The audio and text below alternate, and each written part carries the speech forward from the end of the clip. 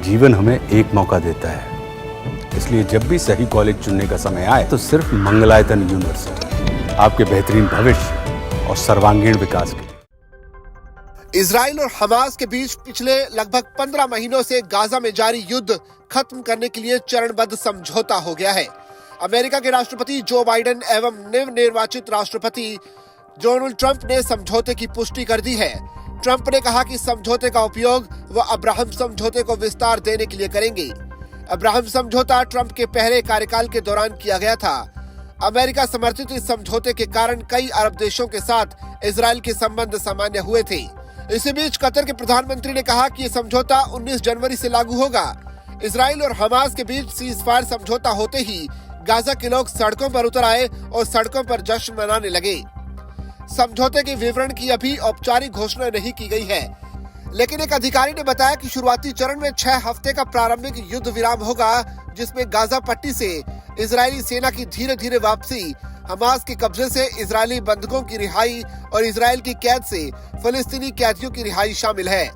इस चरण में 33 इजरायली बंधकों को रिहा किया जाएगा, जिनमें सभी महिलाएं, बच्चे और 50 साल से ज्यादा उम्र के पुरुष हैं। दूसरे चरण को लागू करने के लिए पहले चरण के 16वें दिन वार्ता शुरू होगी और इसमें सैनिकों समेत बाकी बंधकों की रिहाई, स्थायी युद्ध विराम और गाजा से इजरायली सेना की पूर्ण वापसी शामिल होने की संभावना है। तीसरे चरण में सभी बाकी शवों को लौटाने और मिस्र व कतर व संयुक्त राष्ट्र की निगरानी में गाजा का पुनर्निर्माण शुरू करने की बात हो सकती है। ये समझौता महीनों तक मिस्र एवं कतर की मध्यस्थता और अमेरिका के समर्थन के कारण संभव हो सका है, जो निर्वाचित राष्ट्रपति डोनाल्ड ट्रंप के शपथ ग्रहण से महज 4 दिन पहले हुआ है।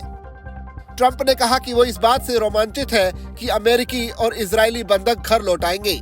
उन्होंने ट्रूथ सोशल पर लिखा कि समझौते के साथ ही मेरी राष्ट्रीय सुरक्षा टीम मिडिल ईस्ट के विशेष दूत स्टीव विटकॉफ के प्रयासों से इजराइल और हमारे सहयोगियों के साथ मिलकर काम करना जारी रखेगी, ताकि ये सुनिश्चित किया जा सके कि गाजा फिर कभी आतंकियों के लिए सुरक्षित पनाहगार न बने। गौरतलब है कि इस युद्ध में अब तक 23 लाख की आबादी वाली गाजा पट्टी में लगभग 90% लोग विस्थापित हो चुके हैं और 46,000 से फिलिस्तीनी मारे जा चुके हैं। इस समझौते से पश्चिमी एशिया में तनाव और इजराइल व ईरान के बीच युद्ध की आशंका कम हो सकती है। उधर इजराइल के विदेश मंत्री गाइडोन सार ने कहा कि वो अपनी यूरोप यात्रा को बीच में छोड़कर लौट रहे हैं, ताकि वो सिक्योरिटी कैबिनेट में हिस्सा ले सके और समझौते पर होने वाले मतदान में भी भाग ले सके। इसका मतलब ये है कि इजराइल में इस पर मतदान गुरुवार को होगा। डोनाल्ड ट्रंप ने कुछ दिन पहले ही हमास को चेतावनी दी थी कि वो उनके शपथ ग्रहण करने से पहले युद्ध विराम समझौते को अंतिम रूप दे और इजरायली बंधकों को रिहा करे। ट्रंप 20 जनवरी को अमेरिका के राष्ट्रपति के तौर पर शपथ लेंगे। ट्रंप का कहना था कि अगर ऐसा नहीं हुआ तो हमास को अंजाम भुगतने के लिए तैयार रहना चाहिए। उनके पश्चिमी एशिया के दूत स्टीव विटकॉफ ने समझौते को तेजी से अंतिम रूप देने के लिए राष्ट्रपति जो बाइडेन की टीम के साथ मिलकर काम किया था। Good afternoon. It's a very good afternoon, because at long last I can announce a ceasefire and a hostage deal has been reached between Israel and Hamas. समझौता लागू होने के बाद भी दोनों पक्षों के सामने कई चुनौतियां होंगी।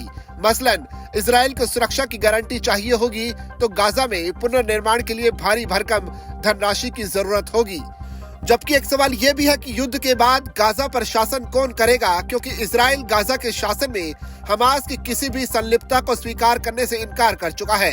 इस समझौते से इजराइल के प्रधानमंत्री बेंजामिन नेतन्याहू के प्रति इजरायली जनता की नाराजगी कुछ कम होगी, क्योंकि उन पर लगातार बंधकों की रिहाई का दबाव पड़ा था। इसके अलावा इजराइल पर उसके सहयोगी अमेरिका समेत भारी अंतर्राष्ट्रीय दबाव भी था। इंटरनेशनल कोर्ट ऑफ जस्टिस ने भी इजरायली कार्रवाई को नरसंहार बताया था और इंटरनेशनल क्रिमिनल कोर्ट ने नेतन्याहू के खिलाफ गिरफ्तारी वारंट जारी किया था। 7 अक्टूबर 2023 को हमास के बंदूकधारियों ने इजराइल के सीमावर्ती इलाकों में हमले किए थे और लगभग 1200 सैनिकों व नागरिकों की हत्या कर दी थी। साथ ही 250 से ज्यादा विदेशियों व इजरायली का अपहरण कर लिया था। इनमें से 100 से ज्यादा बंधकों को पिछले एक हफ्ते के अस्थायी युद्ध विराम में हमास ने रिहा कर दिया था। युद्ध विराम समझौते की खबरों के बीच इजराइल ने बुधवार को भी गाजा पर हमले जारी रखे, जिनमें पिछले 24 घंटों के दौरान 62 लोगों की मौत हो गई।